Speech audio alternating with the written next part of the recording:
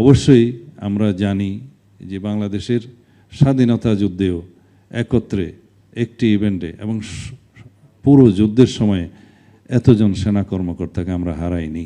আশা করি এমন একটি উদাহরণ আমরা সৃষ্টি করতে পারব, দৃষ্টান্তমূলক একটা উদাহরণ আমরা সৃষ্টি করতে পারব স্বচ্ছ বিচার প্রক্রিয়ার মধ্য দিয়ে যথাযথ ব্যবস্থা নিয়ে, যাতে আর কোনো শক্তি, কোনো ষড়যন্ত্রকারী এরকম কোনো পদক্ষেপ নেওয়ার জন্য এই জাতিতে আর কোনোদিন সাহস না করে। এ গ্রেড ক্লিংকারের কনফিডেন্স সিমেন্ট, বাংলাদেশের হৃদয় জুড়ে। পিলখানার ঘটনা কোনো সাধারণ ঘটনা নয়। আমরা তখনই অবস্থান স্পষ্ট করি, দেশের পট পরিবর্তনের মাধ্যমে জনগণের সরকার এখন দেশ পরিচালনা করছে। অচিরেই আপনারা তার প্রতিফলন দেখতে পারবেন। শহীদ পরিবারের সদস্যদের স্বজন হারানোর বেদনা আমাদের হৃদয়কে স্পর্শ করে। দীর্ঘ 17 বছর কণ্ঠকাকীর্ণ পথে আপনাদের পথ চলা মসৃণ ছিল না। আমরা চাই পিলখানা শহীদদের আরও মর্যাদাপূর্ণ অবস্থান, চাই শহীদদের পরিবারের পাশে থেকে আমাদের সহযোগিতায় হাত বাড়াতে। আশ্বস্ত করতে চাই এই বাহিনী ও মন্ত্রণালয় আপনাদের সবসময় পাশে থাকবে। দেশের 4427 কিলোমিটার সীমান্তের নিশ্ছিদ্র পহরায় ন্যস্ত এই বাহিনী। এই বাহিনীর প্রায় 60,000 জনবল রয়েছে, তন্মধ্যে প্রায় 39,000 জনবল বাহিনীতে সংযুক্ত হয়েছে 2009 সালের পরে।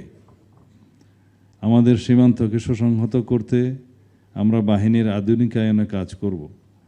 শহীদদের স্মৃতি রক্ষার্থে এই বাহিনী কর্তৃক সকল শহীদের নামে বিভিন্ন স্থাপনার নামকরণ করার উদ্যোগকে সাধুবাদ জানাচ্ছি, যেটা আমাদের বিজিবির মহাপরিচালক বলে গিয়েছেন এর আগে। শহীদ পরিবারের সদস্যদের আমি পুনরায় আশ্বস্ত করতে চাই, আপনাদের প্রিয়জনদের আত্মত্যাগ যথাযোগ্য মর্যাদায় স্মরণ ও সংরক্ষিত থাকবে। তাদের কল্যাণ ও অধিকার নিশ্চিতকরণে সরকারের দায়িত্বশীল ভূমিকা অব্যাহত থাকবে। মাহে রমজানের এই পবিত্র সময়ে আমরা মহান আল্লাহর দরবারে প্রার্থনা করি, তিনি যেন আমাদের শহীদদের সর্বোচ্চ মর্যাদা দান করেন এবং তাদের পরিবারকে ধৈর্য ও শক্তি প্রদান করেন। আমি সাধারণত লিখিত বক্তব্য দিতে অভ্যস্ত নই। কাগজ পড়ে পড়ে বক্তৃতা দিলে মনে হয় যেন বক্তব্য দেই নাই। যেই কথাগুলো শহীদ পরিবারের পক্ষ থেকে উত্থাপন করা হয়েছে, ন্যায্য দাবিগুলো, আমি মাননীয় প্রধানমন্ত্রীর দৃষ্টি আকর্ষণ করেছি ওখানে বসে, যে কি কি বিষয়গুলো আমরা মাননীয় প্রধানমন্ত্রীকে সুপারিশ করতে পারি অ্যাড্রেস করার জন্য। ন্যায্য দাবি, যে তদন্ত কমিশন যেটা হয়েছে গত ইন্টারিম গভর্নমেন্টের সময়, জাতীয় নিরপেক্ষভাবে স্বাধীন তদন্ত কমিশন, সেই কমিশনের রিপোর্ট যাতে প্রকাশ করা হয় সেই দাবি উত্থাপিত হয়েছে। কারণ 2009 সালের পরে তৎকালীন আওয়ামী সরকারের সময় দুটো তদন্ত কমিটি করা হয়, কমিশন নয়। সেই কমিটির কোনো রিপোর্ট জনসমক্ষে প্রকাশিত হয়নি। একটা সেনাবাহিনীর পক্ষ থেকে কমিটির রিপোর্ট, আর আরেকজন সচিবের নেতৃত্বে, আনিসুজ্জামান সাহেবের নেতৃত্বে আরেকটা রিপোর্ট। কেন হয়নি আপনারা সেটা সঙ্গত কারণে বুঝতে পারেন। আমরা কথা দিচ্ছি, আমি মাননীয় প্রধানমন্ত্রীকে অনুরোধ করব, আপনি তাদের সেই বিষয়টা বিবেচনা করতে পারেন। আমরা স্বরাষ্ট্র মন্ত্রণালয় থেকে সেই রিপোর্টের গুরুত্বপূর্ণ অংশ, যেগুলো প্রকাশ করার প্রয়োজন, গুরুত্বপূর্ণ, যেগুলো রিলেভেন্ট, খুবই প্রাসঙ্গিক হবে এবং জাতিকে আশ্বস্ত করার জন্য, সেগুলো আমরা প্রকাশের ব্যবস্থা করতে পারি।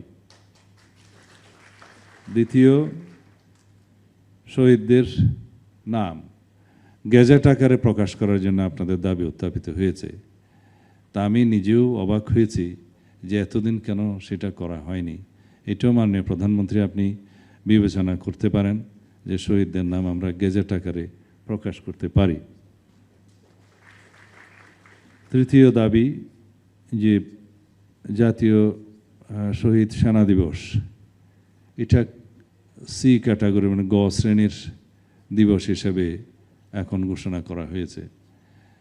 আপনারা সবাই জানেন যে প্রথম শ্রেণীর অর্থাৎ ক শ্রেণীর দিবস হচ্ছে স্বাধীনতা দিবস, বিজয় দিবস ইত্যাদি, এবং দ্বিতীয় শ্রেণীর যে সমস্ত দিবস আছে সেগুলো জাতীয় পর্যায়ের দিবস। আমরা এটা পরীক্ষা নিরীক্ষা করে এটাকে উন্নীত করা যায় কিনা সেটা মাননীয় প্রধানমন্ত্রীকে রিপোর্ট দেব, তারপরে তিনি সেটা বিবেচনা করবেন কি। আর আপনাদের এখানে দুই একটা জিনিস রিভিল না করলে, প্রকাশ না করলে আমার বক্তব্য অসম্পূর্ণ হবে। হয়তো মাননীয় প্রধানমন্ত্রী তার বক্তব্যে বলতেও পারেন। আমি রিপোর্টের 2-1 মিনিটের মধ্যে যে প্রাসঙ্গিক বিষয়গুলো এসছে সেগুলো প্রকাশ করি।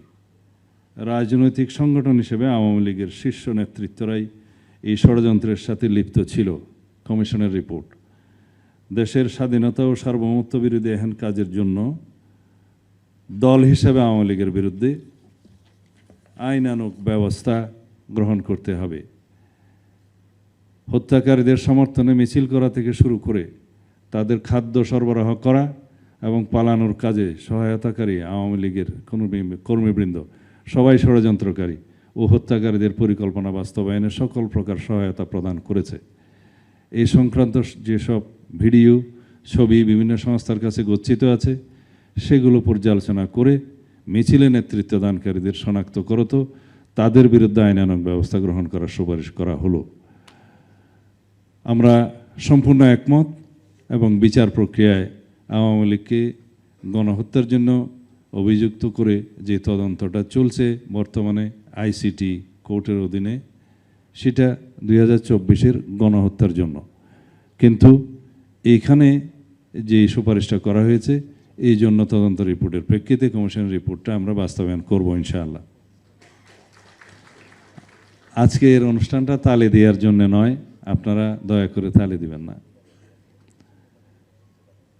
তাপস হত্যা চেষ্টা মামলায় ফাঁসিয়ে অন্যায়ভাবে 5 জন অফিসারকে চাকরিচ্যুত সহ জেল দেওয়া, এই জন্য 5 জন অফিসারের শাস্তি প্রত্যাহারপূর্বক তাদেরকে যথাযোগ্য মর্যাদায় পুনর্বাসন করার সুপারিশ করা হলো তদন্ত কমিশনের রিপোর্ট। এ বিষয়ে আমি জানতে পেরেছি এটা প্রক্রিয়াধীন আছে, সেটা সেনাপ্রধান বলতে পারবেন। বিডিআর হত্যাকাণ্ড ও এর সুদূর প্রসারী প্রভাব সম্পর্কে একটি প্রবন্ধ মাধ্যমিক স্তরের পাঠ্যপুস্তকে অন্তর্ভুক্ত করার সুপারিশ, এটা মাননীয় প্রধানমন্ত্রী শিক্ষা মন্ত্রণালয়কে আপনি নির্দেশ দিতে পারেন, তারা এই বিষয়ে একটি পদক্ষেপ নিতে পারবে।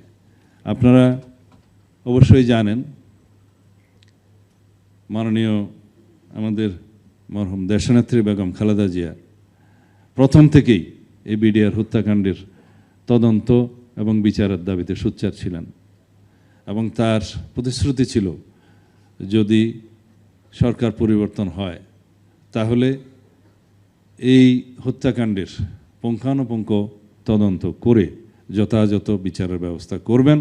এবং তার বক্তব্য ছিল সবসময় যে বাংলাদেশ সেনাবাহিনীকে আন্ডারমাইন করার জন্য, এই সেনাবাহিনীকে দুর্বল করার জন্য এবং প্রত্যক্ষ পরোক্ষভাবে দেশের স্বাধীনতা সার্বভৌমত্বকে চ্যালেঞ্জ করার জন্য এই হত্যাকাণ্ড সংঘটিত হয়েছে।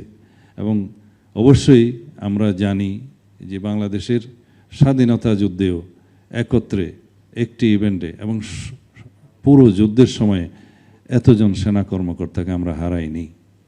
সেরকম একটি হত্যাকাণ্ড অবশ্যই বাংলাদেশ বিরোধী একটি ষড়যন্ত্রের অংশ এবং বাংলাদেশের স্বাধীনতা সার্বভৌমত্বকে রক্ষা করতে যেয়ে যারা শহীদ হয়েছেন তাদের প্রতি আমাদের বিনম্র শ্রদ্ধা এবং তাদের আত্মাকে আমরা স্মরণ করব শ্রদ্ধার সাথে এবং তাদের এই যে অবদান, সেই অবদানকে এই জাতি কখনো ভুলে যাবে না, স্মরণ করবে আজকের দিনের মতো।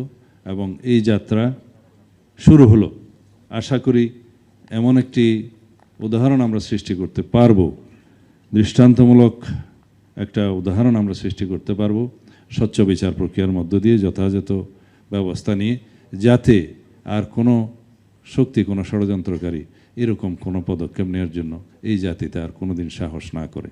আপনাদের সবাইকে ধন্যবাদ। খোদা হাফেজ।